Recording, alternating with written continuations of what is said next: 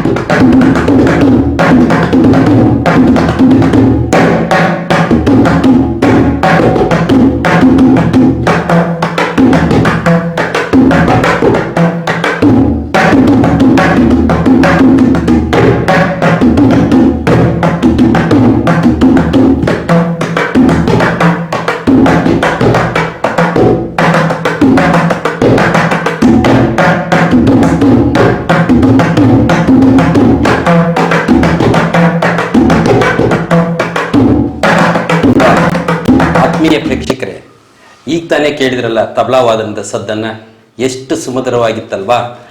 ಈಗ ಇದೊಂದು ವಿಶೇಷವಾದಂತಹ ಸಂದರ್ಭ. 2026 ಹೊಸ ವರ್ಷದ ಹಾಗೂ ಸಂಕ್ರಾಂತಿ ಹಬ್ಬದ ಶುಭಾಶಯಗಳನ್ನು ನಿಮಗೆ ತಿಳಿಸ್ತಾ ಬಿಸಿ ಸುದ್ದಿ ನ್ಯೂಸ್ ಪೋರ್ಟಲ್ ಅರ್ಪಿಸುವ ವಿನೂತನ ಕಾರ್ಯಕ್ರಮ ಕೋಟೆನಾಡಿನ ಸಾಧಕರು ಎನ್ನುವ ಕಾರ್ಯಕ್ರಮಕ್ಕೆ ತಮಗೆ ಅಭಿಮಾನದ ಸ್ವಾಗತ, ಸುಸ್ವಾಗತ. ಆತ್ಮೀಯರೇ, ಬದುಕಿನ ಬೆದಕಾಟದ ಮಧ್ಯದಲ್ಲಿ ಹಲವು ಹೊತ್ತು ಕ್ಷೇತ್ರಗಳಲ್ಲಿ ಸಾಧನೆಗೈದವರ ಹೆಸರುಗಳನ್ನು ಕೇಳಿದ್ದೀರಿ. ಅಂತೆಯೇ ಚಿತ್ರದುರ್ಗ ಜಿಲ್ಲೆಯಲ್ಲಿ ಶಿಕ್ಷಣ, ಸಾಹಿತ್ಯ, ಕಲೆ, ಚಿತ್ರಕಲೆ ಮುಂತಾದ ಕ್ಷೇತ್ರಗಳಲ್ಲಿ ಗಣನೀಯವಾದ ಸೇವೆಯನ್ನು ಸಲ್ಲಿಸಿ ತಮ್ಮ ವೃತ್ತಿಯ ಜೊತೆಯಲ್ಲಿ ಪ್ರವೃತ್ತಿಯನ್ನು ಒಂದು ಕಾಯಕವನ್ನಾಗಿ ಮಾಡಿ ಸೇವೆಯನ್ನು ಮಾಡುತ್ತಾ ಹೊರಟು ಜನಮಾನಸದಲ್ಲಿ ತಮ್ಮನ್ನು ತಾವು ಗುರುತಿಸಿಕೊಂಡಿರುವಂಥ ಅನೇಕ ಕಲಾವಿದರು, ಸಾಧಕರು ಇಲ್ಲಿ ಜನ್ಮ ಎತ್ತಿದ್ದಾರೆ. ಅಂಥವರಲ್ಲಿ ಇಂದು ನಮ್ಮ ನ್ಯೂಸ್ ಪೋರ್ಟಲಲ್ಲಿ ಕೋಟೆನಾಡಿನ ಸಾಧಕರು ಕಾರ್ಯಕ್ರಮದ ಮೊಟ್ಟ ಮೊದಲ ಒಬ್ಬ ಸಾಧಕರನ್ನು ನಿಮಗೆ ಪರಿಚಯಿಸ್ತಾ ಇದ್ದೇನೆ. ಅವರೇ ಈಗ ತಾನೇ ತಬಲಾ ನುಡಿಸಿದಂತಹ ಎಂ ಗೋವಿಂದರಾಜು ಚಳ್ಳಕೆರೆಯವರು. ನಮಸ್ಕಾರ ಸರ್. ತಮಗೂ ನಮಸ್ಕಾರ ಸರ್. ಎಂ ಗೋವಿಂದರಾಜರವರ ತಬಲದ ಒಂದು ತಾಳವನ್ನು ನೀವು ಕೇಳಿದಿರಿ. ಅವರ ಕುರಿತಾದಂತಹ ಅವರ ಬದುಕಿನ ಸಾಧನೆಯ ಹಾದಿಯಲ್ಲಿ ಸಾಗಿ ಬಂದಂತಹ ಕೆಲವು ವಿಚಾರಗಳನ್ನು ನಾನೀಗ ನಿಮ್ಮೊಟ್ಟಿಗೆ ಹಂಚಿಕೊಳ್ಳೋದಕ್ಕೆ ಬಯಸ್ತೇನೆ.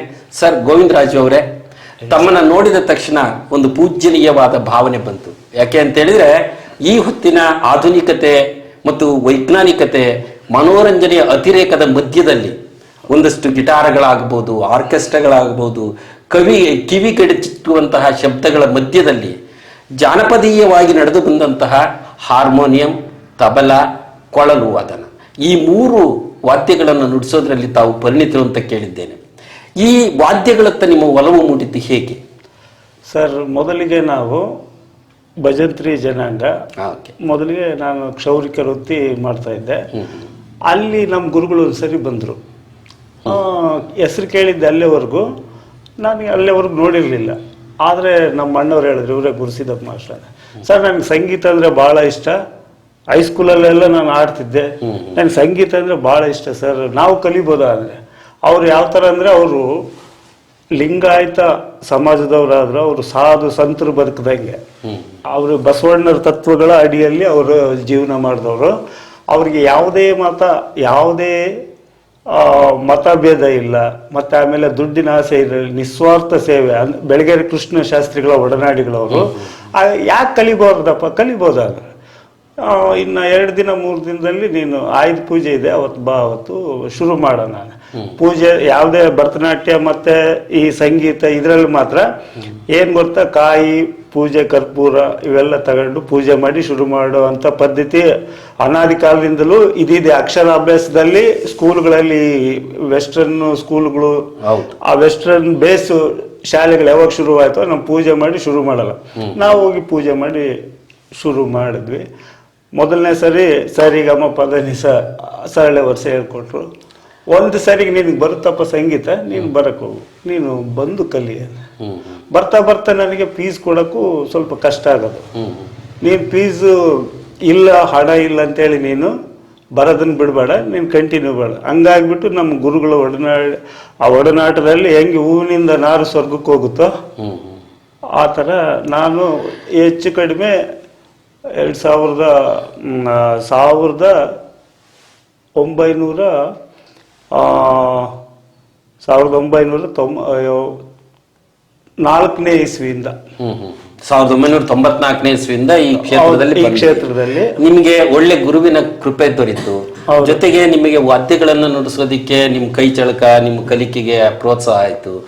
ಇದೆಲ್ಲವನ್ನು ಮಾಡ್ತಾ ಹೊರಟಾಗ ನಿಮ್ಮ ಸಂಪ್ರದಾಯಸ್ಥ ಕುಟುಂಬ ಏನಿತ್ತಲ್ಲ, ಏನ ಹುಡುಗ ಇದೆಲ್ಲ ಹುಚ್ಚಾಟ ಅಲ್ವೇ, ನೀನ್ ವೃತ್ತಿ ಮಾಡ್ಕೊಂಡು ನಮ್ಮನ್ನೆಲ್ಲ ಸಾಕು ಅಂತ ಹೇಳಿದ್ರೆ ಅಲೆಮಾರಿ ತರ ತಿರ್ಕೊಂಡು ಹೋಗುವಂತ ಕಲೆ ಬೇಕಿತ್ತ ಅಂತ ಪ್ರತಿರೋಧ ಇರ್ಲಿಲ್ವಾ?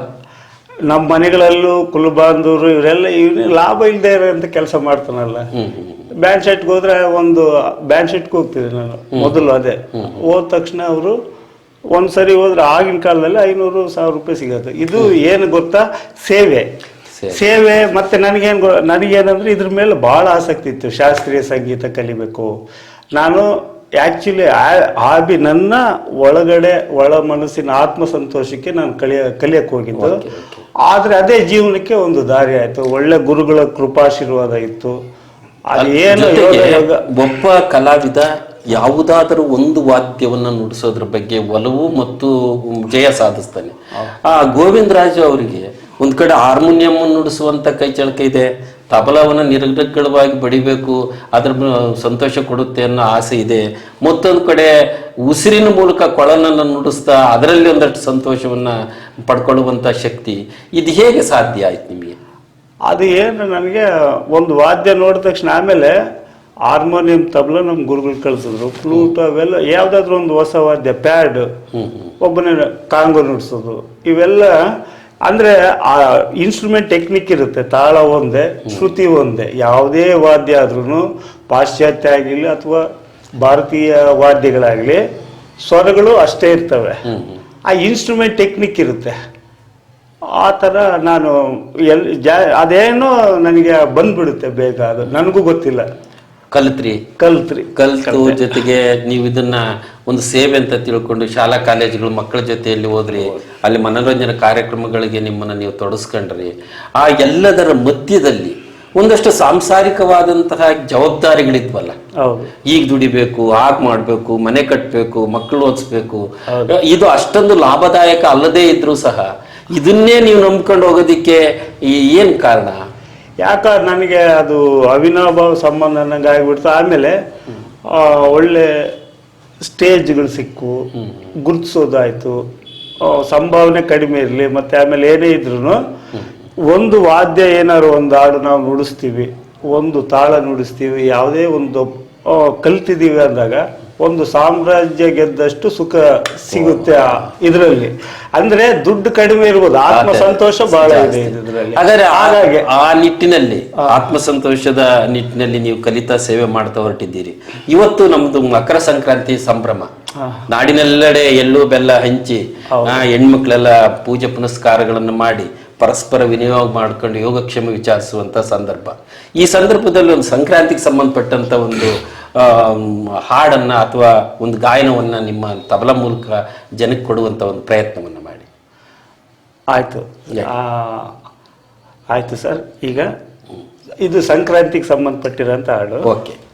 ಬಂತು ಬಂತು ಸುಗ್ಗಿ, ಬಂತು ಬಂತು ಸುಗ್ಗಿ, ಬಂತು ಬಂತು ಸುಗ್ಗಿ, ಬಂತು ಬಂತು ಸುಗ್ಗಿ, ರೈತರ ಮನಗಳು ಕುಣಿ ಕುಣಿದಾಡಿತು ಇಗ್ಗಿ ಇಗ್ಗಿ ಇಗ್ಗಿ, ರೈತರ ಮನೆಗಳು ಕುಣಿ ಕುಣಿದಾಡಿತು ಇಗ್ಗಿ ಇಗ್ಗಿ ಇಗ್ಗಿ, ಬಂತು ಬಂತು ಸುಗ್ಗಿ, ಬಂತು ಬಂತು ಸುಗ್ಗಿ, ಬಂತು ಬಂತು ಸುಗ್ಗಿ, ಬಂತು ಬಂತು ಸುಗ್ಗಿ, ರೈತರ ಮನಗಳು ಕುಣಿ ಕುಣಿದಾಡಿತು ಇಗ್ಗಿ ಇಗ್ಗಿ ಇಗ್ಗಿ, ರೈತರ ಮನಗಳು ಕುಣಿ ಕುಣಿದಾಡಿತು ಇಗ್ಗಿ ಇಗ್ಗಿ ಇಗ್ಗಿ, ಬೆವರಿನ ಹನಿಗಳು ಬೆಳೆಯಾಗಿ ಬಂತಲ್ಲ ಬಂತಲ್ಲ, ದುಡಿಮೆಯ ದೇವರು ಕಡಿಮೆಯನೆಂದು ಮಾಡಿಲ್ಲ ಮಾಡಿಲ್ಲ, ಬೆವರಿನ ಹನಿಗಳು ಬೆಳೆಯಾಗಿ ಬಂತಲ್ಲ ಬಂತಲ್ಲ, ದುಡಿಮೆಯ ದೇವರು ಕಡಿಮೆಯನೆಂದು ಮಾಡಿಲ್ಲ ಮಾಡಿಲ್ಲ, ಬಂತು ಬಂತು ಸುಗ್ಗಿ, ಬಂತು ಬಂತು ಸುಗ್ಗಿ, ಬಂತು ಬಂತು ಸುಗ್ಗಿ, ಬಂತು ಬಂತು ಸುಗ್ಗಿ, ರೈತರ ಮನಗಳು ಕುಣಿ ಕುಣಿದಾಡಿತು ಇಗ್ಗಿ ಇಗ್ಗಿ ಇಗ್ಗಿ, ರೈತರ ಮನಗಳು ಕುಣಿ ಕುಣಿದಾಡಿತು ಇಗ್ಗಿ ಇಗ್ಗಿ ಇಗ್ಗಿ, ಮಳೆರಾಯ ಹೊಯ್ಯಲು ಮುತ್ತಿನ ಹನಿಗಳು, ಮಳೆರಾಯ ಹೊಯ್ಯಲು ಮುತ್ತಿನ ಹನಿಗಳು, ಭೂತಾಯಿ ನೀಡಲು ತುತ್ತಿನ ತೆನೆಗಳು, ಮೂಲಿಗೆ ಬಿದ್ದ ನೇಗಿಲು,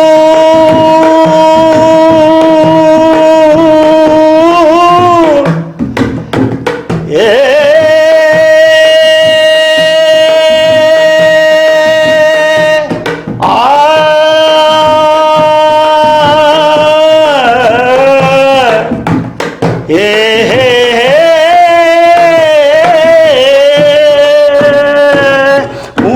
ಬಿದ್ದ ನೇಗಿಲು ಮುಂದಕ್ಕೆ ಮುಂದಕ್ಕೆ ಸಾಗಲು ಹಸಿವೆನ ಬವಣೆಯ ನೀಗಲು ತೆರೆಯಿತು ಭಾಗ್ಯದ ಬಾಗಿಲು.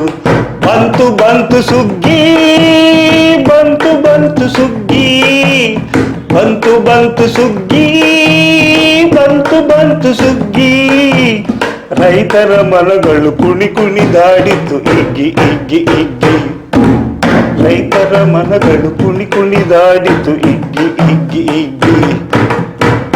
ವಾ ವಾ, ರೈತರ ಒಂದು ಸಂತಸ ಸಂಭ್ರಮ ಈ ಸಂಕ್ರಾಂತಿಯ ಸಂದರ್ಭದಲ್ಲಿ ಹೇಗಿರುತ್ತೆ ಅನ್ನೋದನ್ನು ಭಾಳ ಸುಂದರವಾಗಿ ಹಾಡನ್ನು ಕಟ್ಟಿ ಆಡಿದ್ದೀರಿ.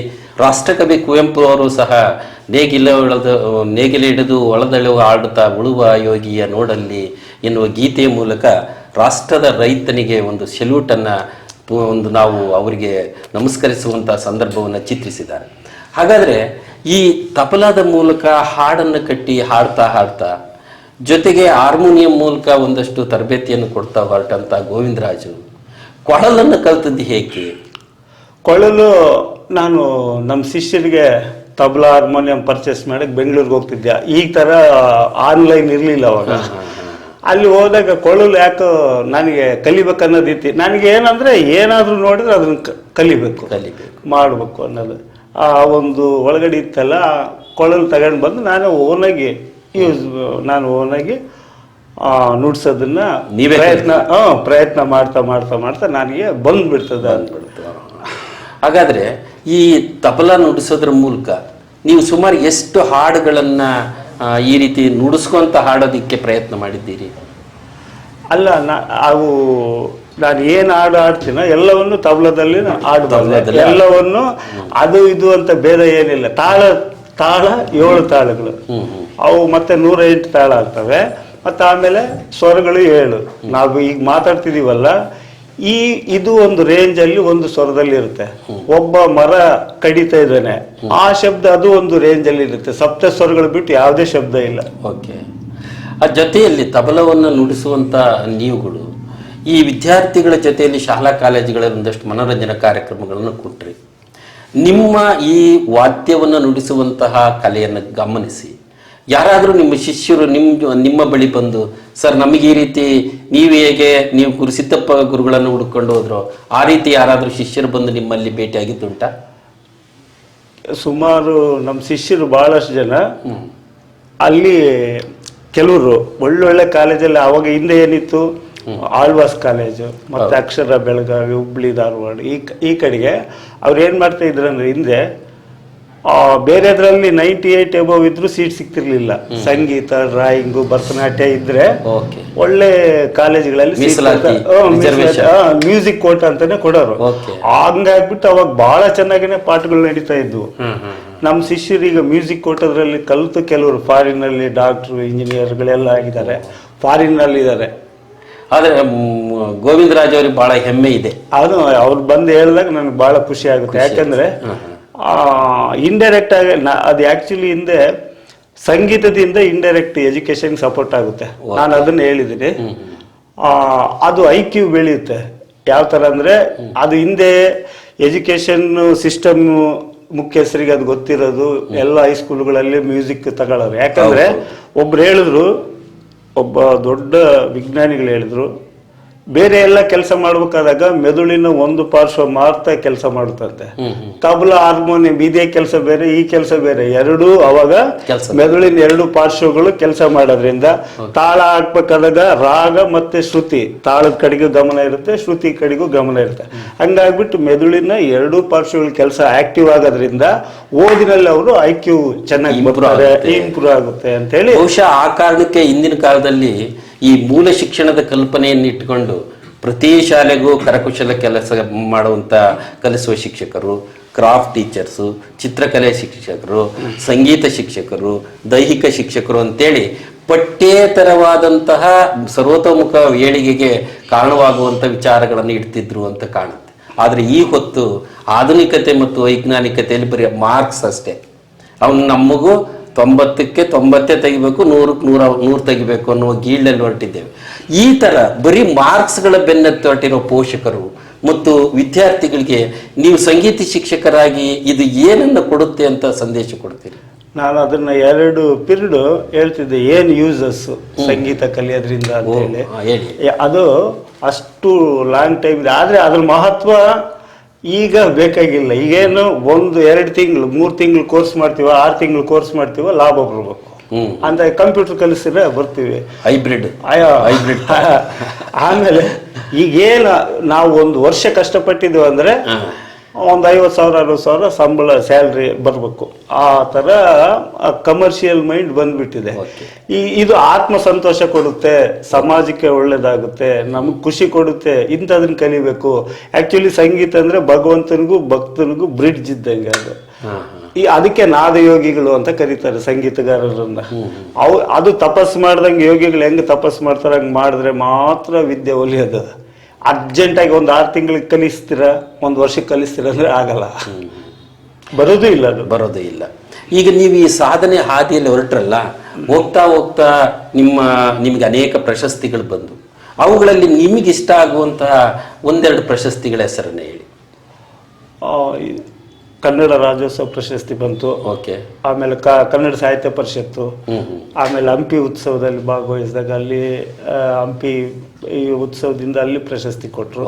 ಅಂದ್ರೆ ಸಭೆ ಸಮಾರಂಭಗಳಲ್ಲಿ ನಿಮಗೆ ಪ್ರಶಸ್ತಿಗಳಿಂದ ಸನ್ಮಾನಿಸಿದ್ದಾರೆ, ಪ್ರೋತ್ಸಾಹಿಸಿದ್ದಾರೆ. ಒಂದಷ್ಟು ಗೆಳೆಯರ ಬಳಗ, ಶಿಷ್ಯ ಗುಂಪು ಎಲ್ಲ ಇದೆ. ಈಗ ನಿಮ್ಮ ತಬಲಾ ಸಾಥಿಯೊಂದಿಗೆ ಒಂದು ದಾಸರ ಕೀರ್ತನೆಯ ಹಾಡನ್ನು ಕೇಳುವ ಸಮಯ. ಓಕೆ ಸರ್, ಹೇಳಿ. ಓಕೆ.